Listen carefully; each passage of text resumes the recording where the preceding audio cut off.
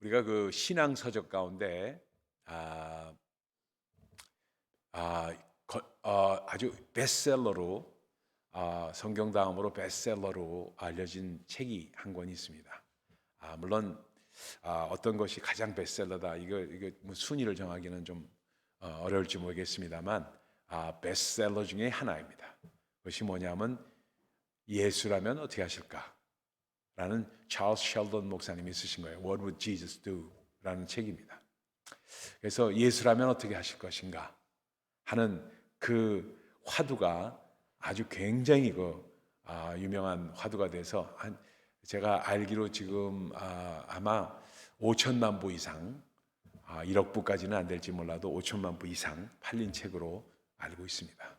그래서 찰스 셸던 목사님이 썼던 그 What would Jesus do? 또는 In His Step이라고 제목을 정해서 나왔던 책입니다. 책은 소설입니다. 근데 어떻게 책을 읽어보신 분들이 이미 계실 거예요. 그러나 이 책 내용을 간단하게 소개하면 이런 내용입니다. 어느 날 레이몬드라는 이 목사가 있었는데 이 양반이 이제 주일 설교 준비를 하느라고 열심히 이제 설교를 준비하고 굉장히 보수적인 목사입니다. 목사님인데 사무실에 누가 찾아왔어요. 찾아왔는데 이 사람이 뭐 하는 사람인가 하면 인쇄업자였습니다. 인쇄업자지만 인쇄업에 종사해서 일을 하는 그런 이제 하는데 그 당시에 인쇄 기술이 급작이 발전해서 19세기 말입니다. 그래서 급작이 발전하느라고 인쇄공 이게 활자 놓고 하는 인쇄공들이 전부 짭을 잃었습니다. 그래서 이 사람이 짭을 잃은 사람이에요. 그래서 unemployed가 돼가지고 너무 자식들 먹이기도 어렵고 하니까 하다 못해서 그 당시에는 뭐 실업수당이니까 이런 것이 전혀 없을 때입니다. 미국에 없을 때니까 양반이 너무 힘들어서 하다 못해가지고 목사님한테 문을 두드린 겁니다. 목사님이 그 얘기를 듣고 자기는 바쁜데 내일 설교 준비가 너무너무 바쁘니까 마음 가운데 이겠죠. 그래서 다음에 찾아오시고 하면은 내가 어떻게 같이 기도하고 합시다 하면서 아주 정중하게 거절하면서 돌려보냈습니다. 돌려보냈는데 이 사람이 다음날 교회를 온 거예요. 이 사람이 다음날 그 교회를 온 거예요. 그 교회에서 양반이 분란을 벌입니다. 예수님이 찾아와서 만약에 헐벗고 굶주린 상태에서 왔다면 목사님이 그렇게 하실 수 있느냐? 또 교인들이 그렇게 할 수 있느냐? 지금 옷을 잘 입고 잘 사는 여러분들이 이렇게 나같이 직업을 잃고 이렇게 있는 사람한테 이렇게 외면하는 이 모습이 주님 보시기에 합당한 일인가? 이 사람도 크리스천이니까 그 얘기를 한 거예요. 교회가 난리가 났어요. 소설의 내용입니다. 교회가 난리가 났어요. 그러니까 목사님이 그 사건을 이렇게 바라보면서 그 마음 가운데 참 깨달음이 있어가지고 선포를 합니다. 교회에게. 뭘 선포하냐면은 내가 잘못했습니다. 그 사람이 그렇게 난리를 일으킨 그 사람이 바로 뛰어나가고 그 사람이 죽어요. 그 죽은 소식을 전해 들었으니까 교회에서 더 난리가 난 거예요. 그래서 그 사건의 일련의 사건을 검토하고 반성하면서 이 목사님이 회개를 합니다. 그래서 그 다음 주에 설교를 한 내용이 뭐였냐면 예수라면 어떻게 했을까 하는 제목으로 하면서 교회에다 선포를 하는 겁니다. 교회 선포를 하는데 무슨 선포를 하냐면은 앞으로 1년간 우리가 모든 행동을 하거나 어떤 일을 할 때 딱 한 스텝을 정지해서 예수라면 어떻게 했을까? 이걸 꼭 우리 자신에게 물읍시다. 물어서 우리가 어떻게 우리 삶이 어떻게 예수의 시각에서 변해되는가를 서로 나눕시다. 이거 선포를 합니다. 그래서 그 선포하는 것을 그대로 그 교회에서 하다 보니까 어떤 사람은 이런 건 있고 저런 사람은 저런 건 있고 전부 그 사회의 그 어려운 사람들을 돕는 일을 하게 된다는 그런 내용의 이야기입니다. 그래서 그 케이스를 쭉 열거하면서 하는 소설이 진행되는 그런 내용입니다. 그 책이 그 당시에 그 미국 사회에서 아주 센세이션을 일으켰습니다. 센세이션을 일으켰어요. 그 당시까지만 해도 이 교회의 복음이라는 것, 그리고 이렇게 나누는 그 어떤 복음의 의미는 아주 보수적인, 극보수적인 그런 거고, 자기 그 personal holiness, 그리고 personally 그 salvation, 이 구원을 어떻게 얻을 것인가, 이거에만 집중되어 있는 그러한 사회 구조였습니다. 교회 구조였고. 근데 그 다음부터 싹을 튼 것이 뭐냐면 소셜 가스펠이라는 말이 나오기 시작했습니다.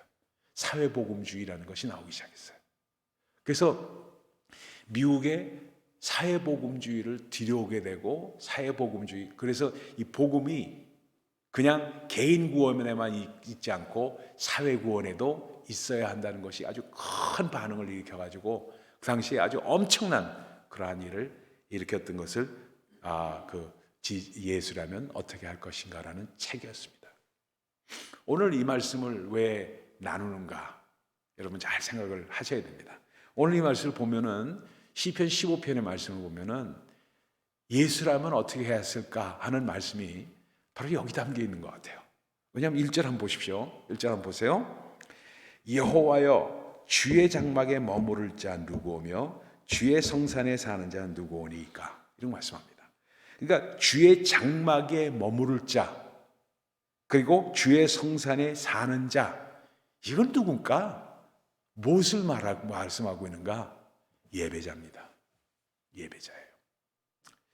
예배자가 과연 진정한 예배자, 참된 예배자는 누군가 하는 말입니다.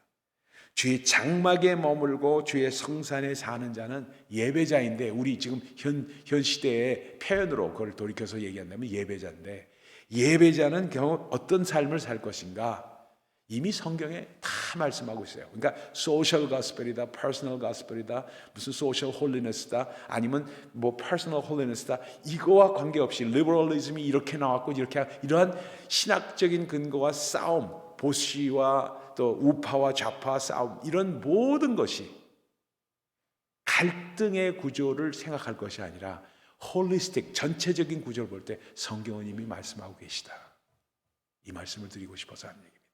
그러니까 예배자는 참된 예배자는 그 예수께서 우리 안에 계심으로 말미암아 우리 안에 계신 예수의 시각을 갖게 되고, 그 마음을 갖게 되고, 그의 손을 갖게 되고, 그의 눈을 갖게 되므로, 그래서 말씀하세요. 보세요. 2절에 보면은 정직하게 행하며, 손을 말합니다. 손.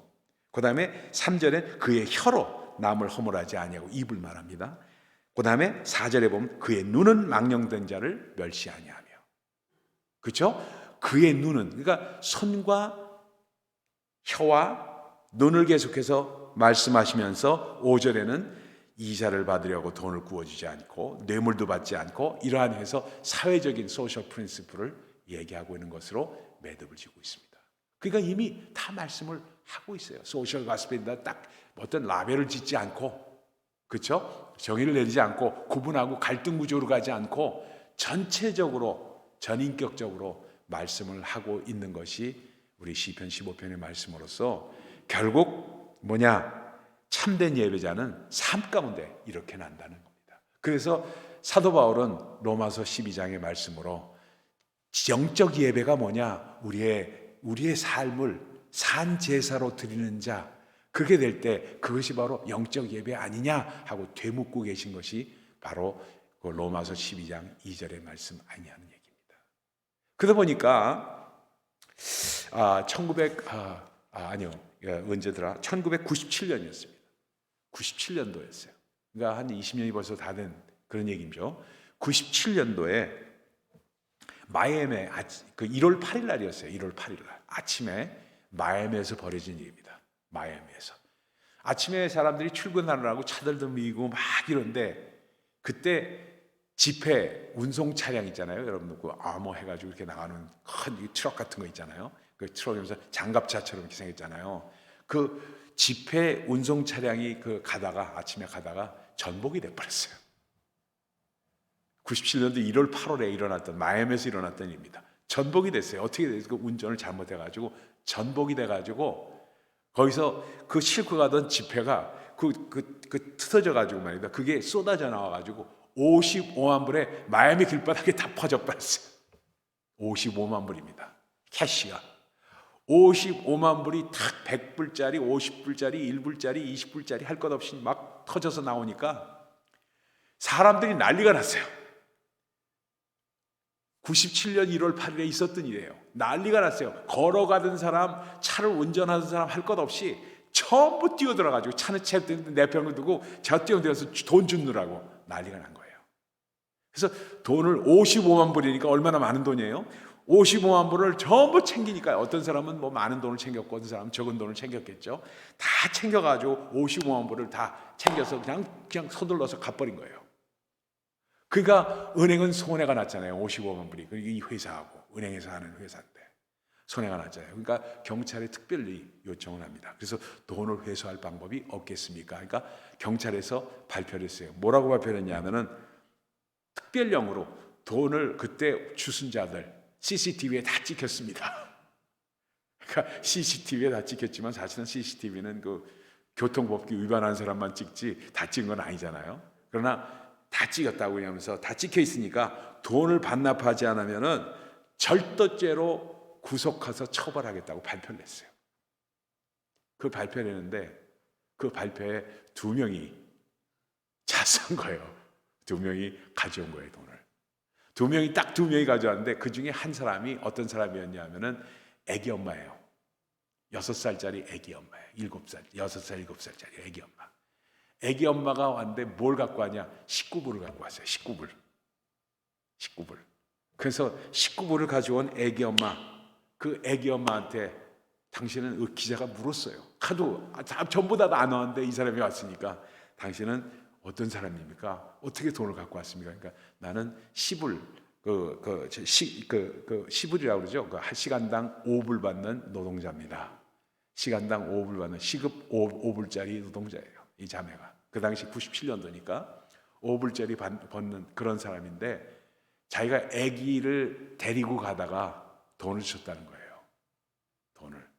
근데 그 이유를 물으니까 왜 19불을 반납했냐고 물으니까 아기가 그걸 다 봤는데 자기 마음 가운데 자기가 혹시라도 이 돈을 이렇게 발표된 이 상황, 이 사회적으로 문제가 된 이 상황에서 돈을 반납하지 않으면 애가 뭐를 나를 보고 배울 것인가 이 생각이 나오더라는 거예요.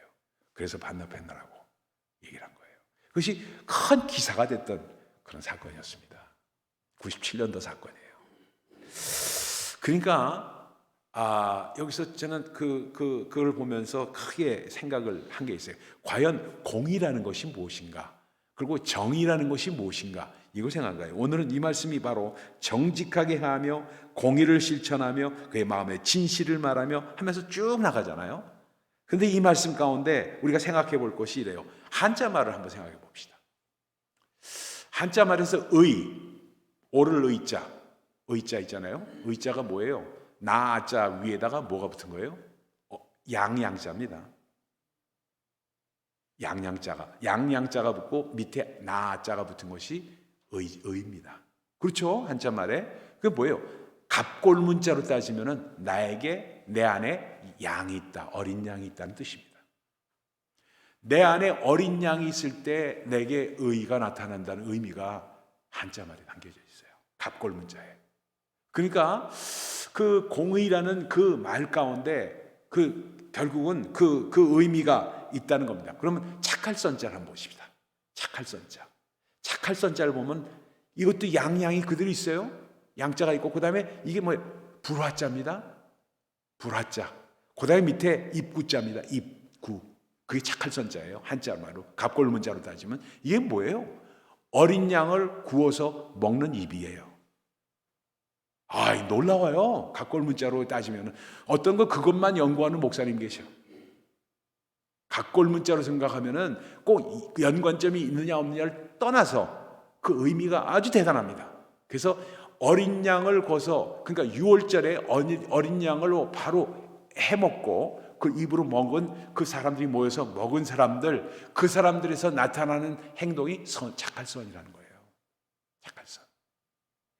그리고 보세요. 정의할 때 정자 바를 정자죠. 바를 정자 쓰면 참 좋겠는데 바를 정자는 뭐예요? 맨 위에 한일자에다가 밑에 뭐예요? 그칠 지자입니다. 한자를 잘 모르시는 분들은 참 좀 이해하기 어려울지 몰라도 한일자에다가 그칠지자예요. 그러니까 내가 어떤 행동을 하기 전에 멈춰서 그칠지자니까 멈춰서 어떤 행동을 하기 전에 멈춰서 하늘을 바라. 한일자는 하늘을 의미합니다. 하늘을 바라보는 사람이 바를 정자라는 뜻이에요. 그런 의미로 본다면은 정말 예수라면 어떻게 행할 것인가라는 의미가 우리 가운데 확 들어와요. 정의에서도 그렇고 공의에서도 그렇고 박할선에도 그렇다. 그러면은 결국 믿음이라는 것, 예배자로서 갖는 이 신앙관, 우리의 믿음이라는 것은 무엇이냐? 성경적인 세계관을 갖는 것을 의미한다. 우리가 살아가면서 성경적인 그 세계관을 구축하는 것이 우리 신앙생활이다, 이겁니다.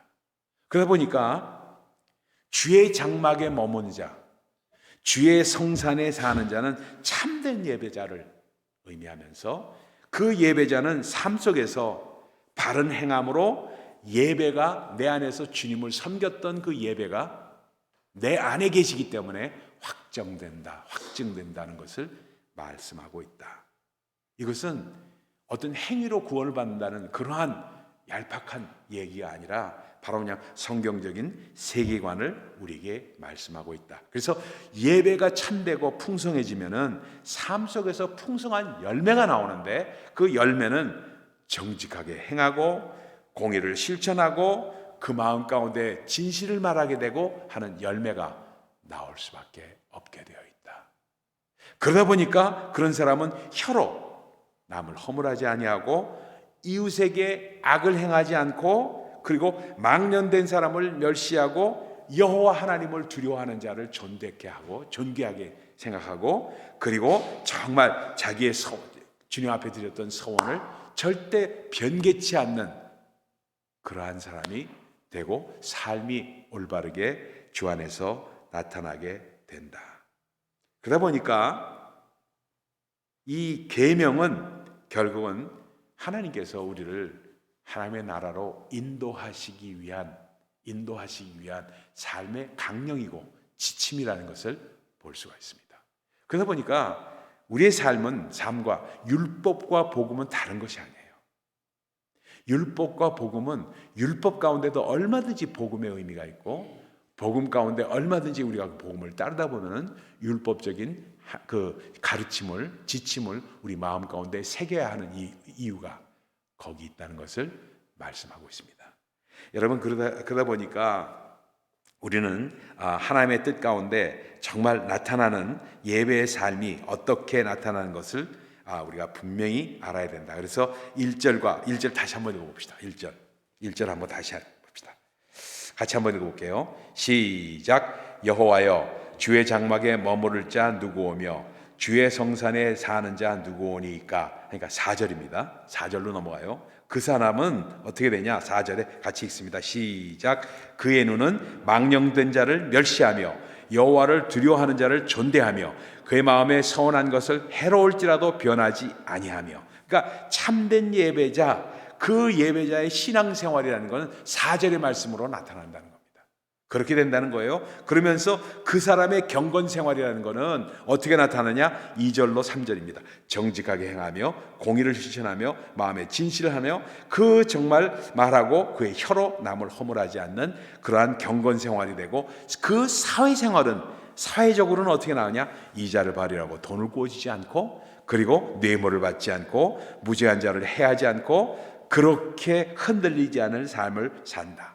신앙생활과 사회생활, 경건생활은 따로따로 있어서 소셜 가스펠 따로 있고 퍼스널 가스펠 따로 있는 것이 아니라 홀리스틱하게 전체적으로 참 예배자 가운데 나타나는 삶의 열매다는 것을 우리에게 말씀하시는 것이 시편 15편의 말씀입니다.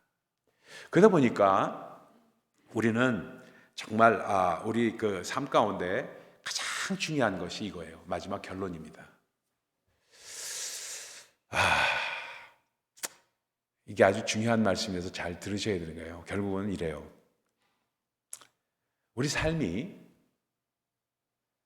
신본주의의 삶을 살 것이냐, 인본주의의 삶을 살 것이냐, 이거의 갈림길입니다. 이거예요. 결국은 내가 인본주의에 내가 주장하는 것, 내가 믿는 것, 이걸 주장하면서 살 것인가, 아니면 하나님의 중심으로 따르는 자 될 것이냐 하는 문제가 나타납니다. 예를 들어 볼게요. 1997년도인가요? 87년도, 84년도인가? 내가 잘 생각이 안 나는데, 몇 년도는 기억이 잘 안 나는데, 월스트리트에 뭘 세웠냐면 차징 볼이라는 조각을, 그 흉상을 이렇게 해가지고 그 소를 만들어서 놨습니다. 지금 여러분들 월스트리트 가셔보면은 그 차징 볼이라는 게 있을 거예요. 지금도 거기 있어요. 동상까지. 그래가지고 거기 걷는 도시니까 거기서 뭐 관광객들이 사진도 찍고 막 이러고 하는 거 많이 보셨을 겁니다. 저는 한 번도 가보지 않다가 그때 2015년인가 16년에 저희 집사람 좀 걷게 되고 하다가, 그래서 집에 있을 때니까 그때 월스트리트나 이런 데 걸었어요. 걸으면서 페리 타고, 스탠튼 아일랜드에서 페리를 타고 맨하탄에 가가지고 맨하탄을 이렇게 걸으면서 그런 데를 그때 처음으로 방문해서 본 적이 있어요. 30년 만에, 그것이 만들어진 30년 후에, 30년이 넘었죠, 가서 본 거예요. 그래서 느낀 게 있어요. 뭐냐 하면은 사람들이 이게 차징볼이 왜 만들어졌는가, 그걸 제가 이렇게 찾아보고 거기 써 있는 것도 읽어보고 하면서 느낀 게 뭐냐면 1984년인가 87년도인가 두 해 중에 하나예요. 그 해에 스탁 마켓에 크래시가 왔습니다. 스탁 마켓이 완전 붕괴가 됐었어요. 그래가지고 그걸 회복하느라고 굉장히 애를 썼습니다. 애를 쓰면서 스탁 마켓을 다시 그냥 융성하게끔 해서 다시는 스탁 마켓이 붕괴되지 않다는 사람들의 염원을 모아서 그 스탁 마켓에 종사하는 사람들이 차징 볼, 그걸 만들어가지고 거기다 그걸 동상으로 만들어 놓은 거예요. 자, 이걸 돌이켜서 한번 생각해 봅시다. 이스라엘 백성들이 금상을 만들고 우상을 만들었을 때 어떤 마음을 만들었을까? 똑같은 마음이에요. 똑같은 마음. 그러니까 제가 말씀드렸던 인본주의와 신본주의라는 것은 구분해서 생각할 때, 내가 하는 일이 잘 되고 내가 잘 먹고 살고 이게 하기 위해서 신앙을 거기에다 대입해가지고 내가 살아갈 것이냐, 아니면은 하나님의 말씀하신 것을 잘 깨닫고 그 안에서 내 삶을 적용시키면서 팔로워로 살 것인가 하는 것이 결정되는 겁니다. 그러니까 소셜 가스펠이다, 무슨 가스펠이다, 이런 모든 것을 떠나서 참된 주님의 그 십자가를 지고, 우리의 십자가를 지고 주님을 따르는 사람이 된다면은 우리 안에 있는 예수께서, 예수라면 어떻게 할 것이냐 하는 참된 우리 삶 가운데 지침대로 저절로 따라가는 삶이 성령의 인도하심을 받는 삶이라는 겁니다. 지금 말씀드리고자 하는 것은 포인트가 바로 거기 있어요. 그러니까 어떤 좌파다, 우파다, 이렇게 해야 된다, 저렇게 된다, 이런 모든 것을 떠나서 성경은 우리에게 말씀하고 있습니다. 우리 안에 계신 예수 그리스도, 그분이 무엇을 원하고 우리로 말미암아 어떤 삶을 살기를 원하고 올바른 팔로워가 될 때 진정한 리더가 된다는 것을 말씀하고 있습니다. 그래서 여호와의 주의 장막에 머무를 자, 주의 성산에 사는 자 과연 누군가? 그러면 그 삶의 열매는 이렇게 나타나고, 좌로나 우로나 치우치지 않으면서 주님의 뜻 가운데, 주님의 뜻이 우리 삶 가운데 실현되는 삶을 살 때 주님께서 기쁘게 받으시는 참 예배자의 삶을 살 수 있다. 그것이 오늘 주시는 시편 15편의 말씀입니다. 우리 삶 가운데 그것이 우리 가운데 이루어지기를 원하며, 정말 예수라면 어떻게 할 것인가 해서 내 자신의 의를 드러내는 게 아니라 내가 이렇게 함으로 정말 이렇게 하겠다, 이게 아니라 우리 안에 살아계신 예수 그리스도, 살아계신 Living Spirit of God, 살아계신 주의 성령께서 우리 안에 나타나서 풍성하게 거하며 나타나는 삶을 우리가 살면서 승리하는 우리가 되시기를 예수 그리스도의 이름으로 축원을 드립니다. 기도하겠습니다.